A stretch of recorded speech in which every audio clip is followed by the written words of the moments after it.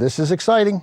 Hi, Ben. Jamie Lee Curtis, thanks for being here. Of course. Thanks for inviting me into your cool blue velvet screening room. My screening room on the Warner Brothers lot. But it's You don't have to tell people that we're not in your house. It's basically mine. You picked The Manchurian Candidate from 1962, which is thought of as a Frank Sinatra, Lawrence Harvey, Angela Lansbury movie, but also stars Janet Leigh. And then after that, we'll have Sweet Smell of Success with Burt Lancaster and Tony Curtis.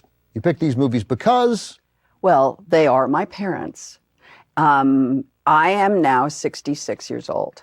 And in my dotage, I have had opportunities to do my work in a new light, literal light. Like I've been, in the last 5 years, have been able to show aspects of my work as an actor that have been around since I was 19, but that people didn't really pay much attention to. And then the movie Everything Everywhere All at Once came out. And all of a sudden, people said, you know, I didn't recognize it was you. When I'm on the TV show The Bear, I've had people say to me, you know, I didn't know it was you until like 20 minutes into this episode. And that's because I'm doing work at a different level, because the writing is better, the storytelling is better. But I'm having opportunities now. And both of those movies gave my parents opportunities that they were not having in their traditional careers. My mother was a beautiful ingenue. She was doing some musical comedy, but she was not known as a serious actress.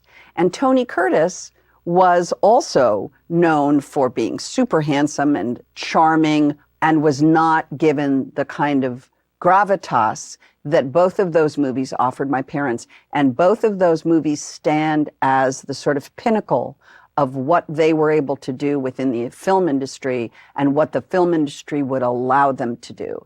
And that's why I decided to choose those movies. If you were your mom, the roles in Everything Everywhere All at Once and The Bear, I mean, they wouldn't have been available. They weren't. Well, they wouldn't have been available to her, and the fact that that has happened for me is just the circumstances of my life. My mother came from nothing. My mother was discovered by Norma Shearer because my grandfather had a picture of her on his desk at a ski lodge where Norma Shearer and her husband, Marty Arroget, were staying. This is her husband after Irving Thalberg. Yes. Yeah, oh, yes. Right. And she saw a picture of my mother on my grandfather Fred's desk and said, oh, she's lovely. Who is that? He said, that's my daughter. She said, may I have the photograph? She brought it to Hollywood. My sister Kelly found the 2 letters that were written to my grandparents by Norma Shearer. The first was saying, I gave your photograph to Lew Wasserman at MCA, and most powerful agent in he Hollywood. was very interested, and it was signed Norma Arroget.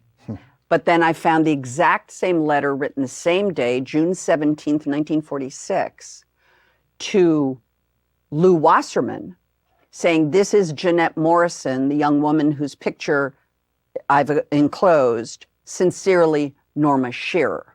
So she knew enough to write to my grandparents, not as Norma Shearer, but as Norma Arroget, right. And then knew to write to Lew Wasserman as Norma Shearer. They brought her to Hollywood. She screen tested and won the part opposite Van Johnson in a movie I would have chosen for this, called The Romance of Rosie Ridge, which was her first movie. They changed her name from Jeanette Helen Morrison to Janet Leigh, and she became an actress. That's how my mother was discovered. So before we dive too deep into it, Manchurian Candidate, for the few people who haven't seen it, is this conspiratorial political thriller. Frank Sinatra and Lawrence Harvey served together in Korea. Something happened to them over there. Something awful happened. That is now affecting their lives in dramatic fashion back in the States. Mm-hmm. So what did this mean to her to get a film like The Manchurian Candidate, you know, opposite Sinatra, Lawrence Harvey, and Right. Lansbury? So I don't know. Because it would mean that I have studied my mother's oeuvre and her, literally, I would have to be a scholar of my mother, and I'm not. What I will tell you, the story of the Manchurian Candidate that I know that is very affecting is that she was served divorce papers. Look, I can't even say the word. I almost cried. She was served divorce papers on the set of the Manchurian Candidate. and did the train scene the day she was served papers By your father's by lawyer. Tony Curtis and his lawyer. Yeah. Janet Leigh and Tony were a big public couple, and he left her for an underage girl. But the reason I bring it up is because I've watched the scene on the train, both the scene where they're sitting in the train compartment and he can't light the cigarette, and she's just observing him. And then he leaves, and then they're in the center console of the train, and she goes out and lights a cigarette, and very sexy move, and hands him a cigarette. And then they have the first conversation on the train, which is extraordinary. I believe that was the day that Tony filed for divorce. Jaime, thank you You're welcome. for sharing all that. We got more to talk about Yes, we do. after the film.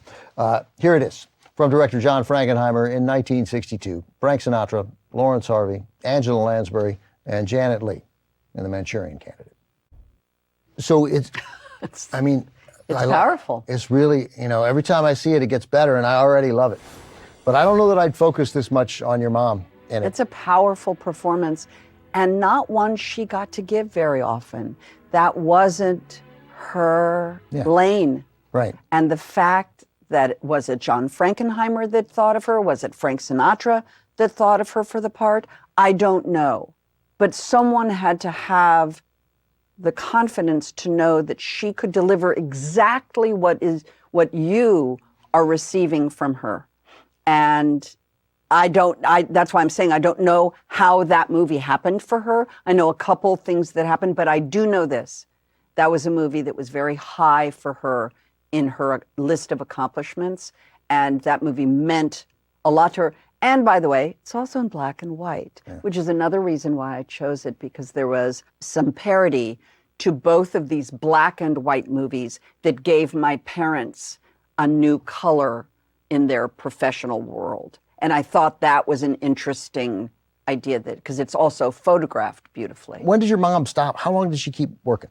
She worked until they didn't want her to work anymore. And then she did forgettable television, although I've had more people tell me they've seen her on Columbo, a season opener of Columbo that she did where she played a fading movie star. The one serious benefit to being the daughter of famous people is that you watch them lose the opportunity to do the thing they love to do. Most people don't see that, and I watched it happen to both of them. It's a very difficult thing to dedicate your life to a craft, to become very, very famous in that craft, and then the phrase is, the phone stops ringing. And I watched both of my parents. And so for me, the joke has always been, and Heidi Schaefer, my publicist of, as you know, a long time, will attest, I will leave before I am no longer asked to be at the party. I will do is it a French exit? Or what is the Irish exit? goodbye? The Irish goodbye. Right. I will be like, you know what? I left something in the car. I'll be back. And then I will be gone.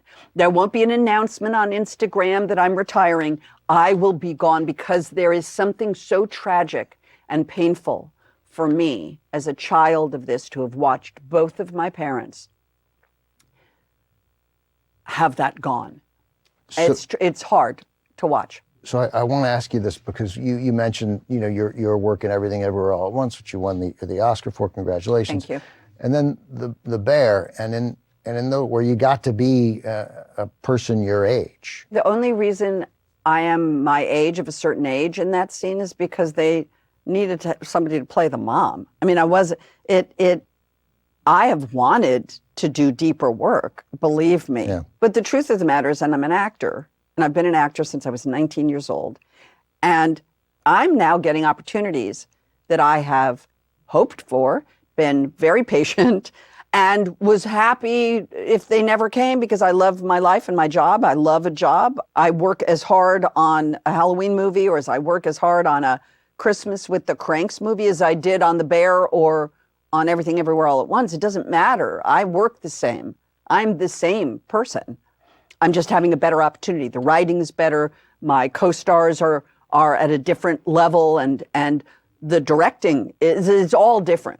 So I'm moved that my parents both did get opportunities There are a lot of actors who never get an opportunity like they both got, and that they both were proud of these two movies.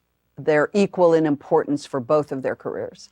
Jaime, thank you very much. Thank you. We are now set up nicely to segue from your mother to your father. Because coming up next, Jamie Lee Curtis and I will discuss Tony Curtis opposite Burt Lancaster in The Sweet Smell of Success. It's next on TCM. Next on TCM, Sweet Smell of Success, then The Killers, and later, Malcolm X. TCM stands for something tonight.